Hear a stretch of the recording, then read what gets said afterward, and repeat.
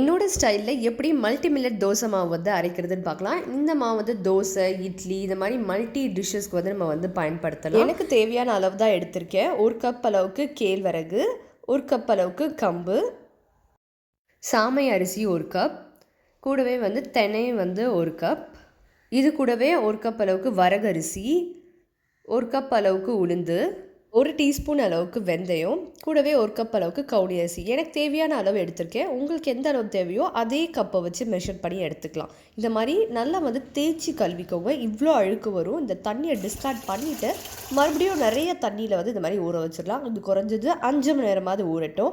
5 மணி நேரம் கழித்து பார்த்தீங்கன்னா இந்த மாதிரி நல்லா ஊறி இருக்கும்.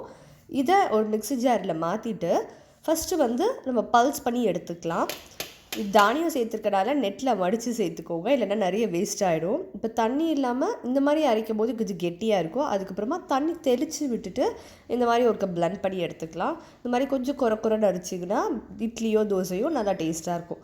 இப்போ எப்பயும் போல் ஒரு பாத்திரத்தில் மாற்றிட்டு தேவையான அளவுக்கு உப்பு சேர்த்துட்டு அடித்து வச்சிடலாம். இது நல்லா வந்து பொங்கி வரணும், அதாவது ஃபர்மெண்டேஷன் ப்ராசஸ் நடக்கணும். இதை ஓவர் நைட் வந்து அப்படியே விட்டுட்டோம் அப்படின்னா அடுத்த நாள் பார்த்திங்கன்னா இந்த மாதிரி பொங்கி இருக்கும். இப்போ நம்ம சூப்பராக இட்லியோ இல்லை தோசையோ வந்து ஊற்றலாம். எப்பயும் போல் ஒரே மாதிரி ட்ரை பண்ணுறோன்னு நினச்சிங்கன்னா இந்த மாதிரி நெக்ஸ்ட் டைம் ட்ரை பண்ணி பாருங்கள். சூப்பராக இருக்கும், ரொம்ப ஹெல்த்தியும் கூட. கண்டிப்பாக ட்ரை பண்ணி பாருங்கள்.